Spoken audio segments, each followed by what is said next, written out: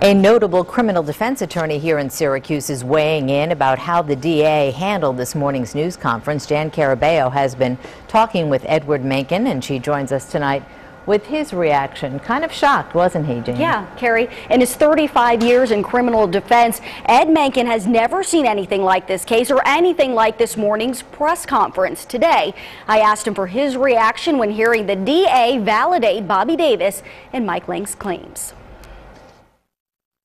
It's saying something without saying it. On almost every single criteria, Bobby Davis came out as a credible person. Time and time again, DA Bill Fitzpatrick made his point clear. It's not proper for me to say that Bernie Fine is guilty. What I'm saying to you, there's no doubt in my mind that if presented with these two victims today, then the statute of limitations had not run, there would be criminal charges against Bernie Fine that I would ethically feel comfortable asking a jury to convict him of beyond a reasonable doubt. Well, guilt is something that's determined in a court of law, not, in the newsroom and not at the corner coffee shop. That's a very heavy kind of accusation. It's a very heavy kind of statement to make. Longtime criminal defense attorney Edward Menken says it's very unusual for a prosecutor to comment on someone's credibility before a court proceeding. He could have been arrested, he could have been prosecuted, he could have been convicted, but he wasn't. Well,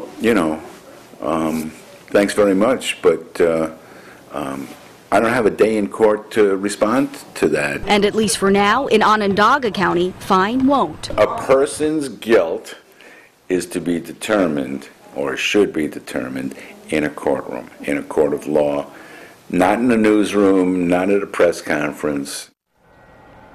And Menken goes on to say he understands why the DA held this press conference. He believes Fitzpatrick wanted to reassure any other victims that someone will listen and will stand up for you if you come forward. Carrie.